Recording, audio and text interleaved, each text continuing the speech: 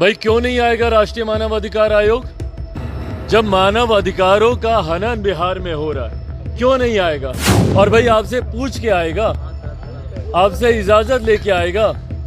राष्ट्रीय आयोग है, उनके अपने अधिकार हैं। और अगर आपके पास कुछ छुपाने के लिए नहीं है तो आपको डरने की क्या बात है भैया? इतना हुआ क्यों मचाया जा रहा है? 2016 में अगर आपने मुआवजा दिया है तो आज आप मुआवजा क्यों नहीं देंगे? ये बिहारी ही हैं सबके सब, अपने ही प्रदेश के लोगों से इतनी नफरत। आपकी नीति साल दर साल बदल तो नहीं सकती। 2016 तक अगर आप मुआवजा दे रहे हैं, 2016 में अगर आपने मुआवजा दिया है तो आज आप मुआवजा क्यों नहीं देंगे? और इनके खुद के कानून के प्रावधानों में से एक प्रावधान ये कहता है कि भाई हम लोग इनको मुआवजा देंगे, भले जो शराब बेच रहा है या जो शराब बना रहा है उनसे लेकर देंगे, मुआवजा दिया जाएगा।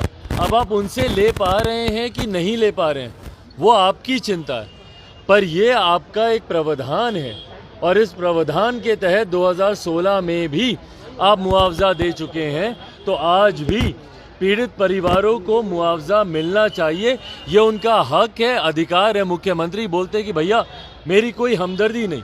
आपकी हमदर्दी जिसने पी संभवतः उससे नहीं होगी, पर उसके परिवार वालों का क्या दोष?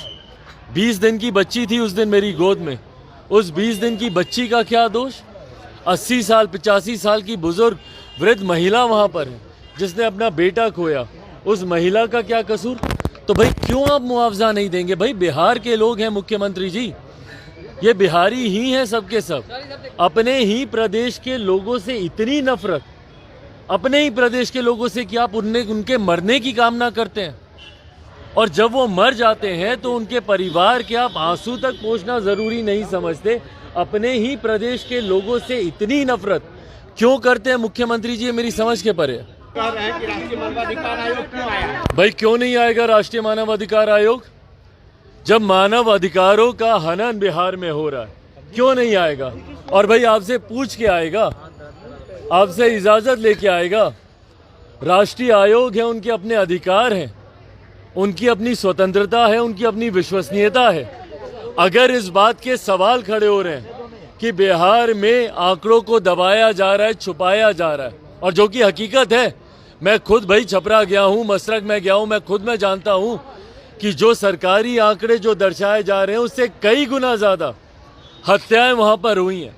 200 से ज्यादा लोगों की मौत वहां पर हुई है। जिस तरीके से यहाँ पे आंकड़ों को मैनिपुलेट किया जा रहा है, उनको छुपाया जा रहा है, उसके बाद जिस तरीके से दबाव डाला जा रहा है, स्थानीय प्रशासन के द्वारा ही वहाँ पर दबाव डाला जाता है कि भाई तुरंत, जिस तरीके से आनन फानन में दाह संस्कार करा दिया गया बिना पोस्टमार्टम के, दबाव डाला जा रहा है कि बताना मत जहरीली शराब या शराब पीकर मृत्यु हुई है, नहीं तो तुमको भी जेल में डाल दिया जाएगा। तो ये मानव अधिकारों का हनन ही है। और कोई ऐसा पहला राज्य तो बिहार में है नहीं कि भैया इस आयोग के सदस्य जांच के लिए आए हों। जहां पर जांच में गड़बड़ी पाई जाएगी, मैं तो बल्कि विभिन्न और आयोग से भी आग्रह करूंगा, बाल आयोग को भी अपनी टीम भेजनी चाहिए। छोटे छोटे बच्चे हैं भैया यहाँ पे जिनके साथ इस तरीके का अन्याय हुआ है और उनको न्याय नहीं मिल रहा। महिला आयोग की भी एक टीम को राष्ट्रीय महिला आयोग की तरफ से आना चाहिए। देखना चाहिए भैया कि जिन महिलाओं का घर परिवार उजड़ा है वो महिलाएं आज की तारीख में किस परिस्थिति में। और अगर आपके पास कुछ छुपाने के लिए नहीं है तो आपको डरने की क्या बात है भैया? इतना हुआ क्यों मचाया जा रहा है? भाई आपके ऊपर विश्वास नहीं है, इसीलिए केंद्रीय समितियां ये आ रही है। मैंने तो भारत की संसद में मैंने इस बात की मांग की है कि सीबीआई से जांच होनी चाहिए। ये पूरे घटना चक्र की जांच, जितनी ये हत्याएं हुई हैं, सीबीआई के द्वारा उस दिन महामहिम राज्यपाल जी से मिलकर हम लोगों ने ये मांग की है कि भैया बिहार में अब आप सिफारिश कीजिए कि यहाँ पर राष्ट्रपति शासन लागू किया जाए। क्योंकि जिस तरीके से बिहार के हालात हैं, जिस तरीके से प्रशासन इस पूरे घटना चक्र को दबाने का कार्य कर रही है, और इसके पूर्व में भी जितनी घटनाएं घटी हैं उसको भी जिस तरीके से दबाने का प्रयास किया जा रहा है, ऐसे में सच्चाई कभी सामने आएगी नहीं। और सच्चाई सामने आएगी नहीं तो पीड़ित परिवारों को न्याय नहीं मिलेगा। ऐसे में केंद्र का हस्तक्षेप करना जरूरी है।